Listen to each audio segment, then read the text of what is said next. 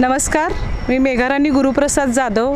मी आज काल झालेल्या गारिवडे येथील गगनबावडा तालुक्यात झालेल्या महादिव्य सभेत जे माझ्या बाईटचं महाविकास आघाडीच्या किंवा काँग्रेसच्या कार्यकर्त्यांनी जे चुकीचा विपर्यास केला आहे त्याचा खुलासा देण्यासाठी मी आज मीडियासमोर उभी आहे।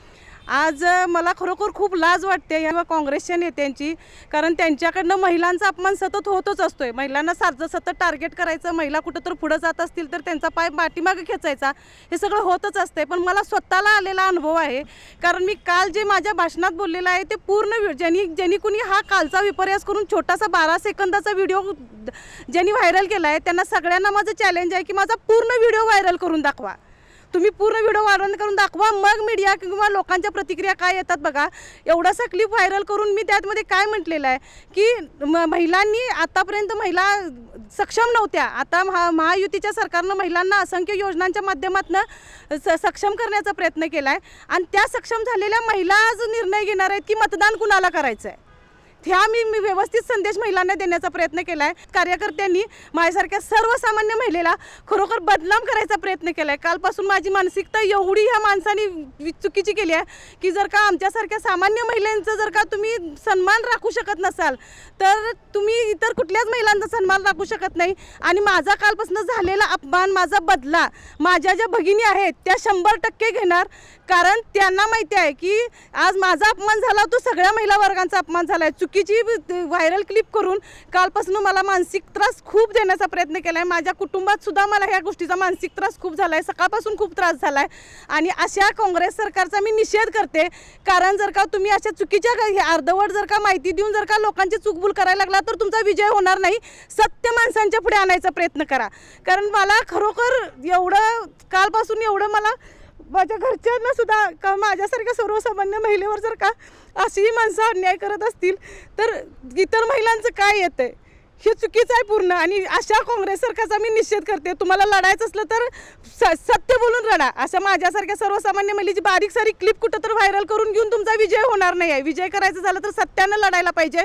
आणि आतापर्यंत आलेला बऱ्याच महिलांना अनुभव आहे की काँग्रेस सरकारमध्ये महिलांचा सन्मान होत नाही। आणि आज मी स्वतः त्याला एक हे आहे उदाहरण आहे की कालपासून माझ्या एवढ्याशा क्लिपचा माझं मागचं पुढचं भाषण कट करून तुम्ही दिलं सा, या सगळ्या क्लिपचा तुम्ही जितकी प्रसिद्धी किंवा जितका हे करण्याचा प्रयत्न केला तितका झाला नाही। कारण प्रत्येक जनतेला माहिती आहे, मी जरी गगनबावडा तालुक्यात थोडे दिवस झालं 15 वर्ष झालं काम करते, प्रत्येक स्टेजवर माझी भाषणं असतात। मी कुठलाही चुकीचा आजपर्यंत विषय घेतलेला नाही, घेणार नाही, कारण मी माझ्या पक्षाशी प्रामाणिक आहे। तुम्ही टार्गेट करून जर का आम्हाला बात करत असाल आणि त्यात माझ्यासारख्या सर्वसामान्य महिलेला बात करत असाल तर त्याच्यासारखं दुर्दैव नाही आहे। आणि मी खरोखर या माझ्या तालुक्यातील पहिल्यांदा मी माझ्या तालुक्यातील काँग्रेसच्या नेत्यांचा धिक्कार करते आणि जिल्ह्यातील सर्व काँग्रेसच्या नेत्यांचा धिक्कार करते।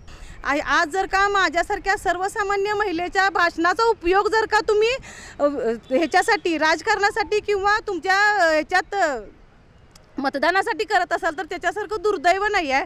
कारण कालपासून जेव्हापासून मी हे केले ती क्लिप व्हायरल व्हायला लागले तेव्हापासून मला माझ्या कुटुंबाला अतिशय मानसिक त्रास झालेला आहे। आणि ह्या सगळ्या त्रासाला मला नाही आहे, कारण करवीरमध्ये ज्या काँग्रेसच्या पेजवर ही बातमी केली आहे त्या सगळ्यांचा मी निषेध करते। कारण जर का मी तुमची भगिनी नव्हते का, तुम्हाला जर का वाटत होतं मी चुकीचं बोलले तर तुम्ही किमान माझ्याशी त्या गोष्टीवर चर्चा करायला पाहिजे होती ही क्लिप व्हायरल करण्याआधी।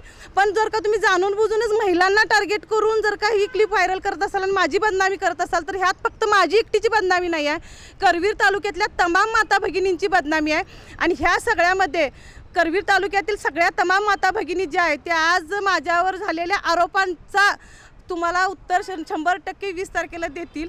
आणि मला खरोखर मीडियाला हेच सांगायचं आहे की माझ्यावर झालेला अन्याय किंवा माझ्यावर कालपासून झालेला जो हे होता प्रतिक्रिया दिल्या त्या क्लिप बघून त्या सगळ्यामध्ये मी आज जर का एक सर्वसामान्य जरी महिला असले तरी मी एक लोकप्रतिनिधी म्हणून थोडे दिवस काम केले आणि यामध्ये सगळ्यांनी मिळून मला न्याय द्यावा।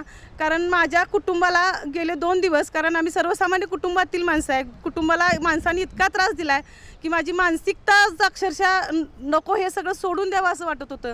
मग आम्ही महिलांनी राजकारण करायचंच नाही का, महिलांनी कुठल्याही स्टेजवर जाऊन भाषणं करायचीच नाहीत का, असा प्रश्न या ठिकाणी उपस्थित व्हायला लागला आहे। आणि हे असं आपल्या करवीरच्या पूर्ण काँग्रेसच्या नेत्यांचा आणि ह्याचा मी पूर्णपणे धिक्कार करते। आणि जर माझ्यावर झालेल्या अन्यायासाठी मी सायबर क्राईममध्ये सुद्धा जाऊन ह्या गोष्टीची तक्रार करणार आहे की कुणी सुरुवात केली आहे आणि त्याच्यावर कठोर कारवाई व्हावी ह्याच्यासाठी।